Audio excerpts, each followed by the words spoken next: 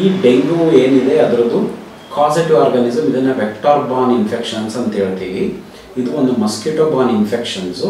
ಆ ಒಂದು ಸಬ್ type ಏಡಿಸ್ aegypti mosquito ಅಂತ ಇದೆ, ಅದರಿಂದ ಈ ಮಸ್ಕಿಟೋ ಬೈಟ್ಸಿಂದ ಈ ಡೆಂಗು ಹರಡುತ್ತೆ. ಇದೇ Aedes aegypti mosquito even yellow fever ಅಂತ ಹೇಳ್ತೀವಿ, ಅದನ್ನು ಸಹ ಸ್ಪ್ರೆಡ್ ಮಾಡುತ್ತೆ. ಬಿಕಾಸ್ ಮೆಜಾರಿಟಿ ಆಫ್ ದ ಇದು dengue virus is like virus is there in this mosquito. Generally yellow fever ಇಂಡಿಯಾದಲ್ಲಿ ಅದು ಅಷ್ಟೊಂದು ಇಲ್ಲ. ಆ ಕಾರಣಗಳಿಂದ ಡೆಂಗೂನೇ ಜಾಸ್ತಿ ಇದೆ. ಜನರಲಿ ನಮ್ಮ ಈ ಮಾನ್ಸೂನ್ ಪೀರಿಯಡಲ್ಲೇ ಏನಕ್ಕಾಗುತ್ತೆ ಅಂದರೆ ಈ breeding of this mosquito Aedes aegypti monsoon ಸೀಸನಲ್ಲಿ ಜಾಸ್ತಿ.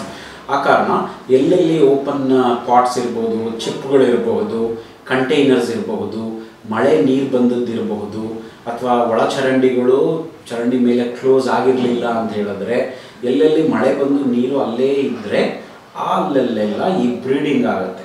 ಬ್ರೀಡಿಂಗ್ ಆದಮೇಲೆ ಅದು ತುಂಬ ಮಸ್ಕಿಟೋಸು ಜಾಸ್ತಿ ಆದಾಗ ಚಾನ್ಸಸ್ ಆಫ್ ಟ್ರಾನ್ಸ್ಮಿಷನ್ ಜಾಸ್ತಿ ಆಗುತ್ತೆ. ಸೊ ಒಂದು ಡೆಂಗು ಪೀಡಿತ ಜನಕ್ಕೆ ಅದು ಕಡಿದು ಬೇರೆಯವ್ರಿಗೆ ಕಡಿದಾಗ ಆ ವೈರಸ್ಸು ಅವ್ರಿಗೂ ಸಹ ಹರಡುತ್ತೆ. ಈ ಡೆಂಗು ಒಬ್ಬರಿಂದ ಒಬ್ಬರಿಗೆ ಹರಡೋದು ಹೇಗೆ ಅಂತ ಹೇಳಿದ್ವಿ. ಒಂದು ಸಲ ಡೆಂಗು ಮಸ್ಕಿಟೋ ವೈರಸ್ಸು ಮಸ್ಕಿಟೋ ಕಚ್ಚಿದಾಗ ವೈರಸ್ಸು ಬೇರೆಯವ್ರಿಗೆ ಹೋಗುತ್ತೆ. ಅಲ್ಲಿಂದ ಅವ್ರಿಗೆ ಸಿಂಪ್ಟಮ್ಸು ಜನರಲಿ ಒಂದು 7 to 10 days ಆದಮೇಲೆ ಬರುತ್ತೆ. ಅದನ್ನು ಇನ್ಕ್ಯುಬೇಷನ್ ಪೀರಿಯಡ್ ಅಂತ ಹೇಳ್ತೀವಿ.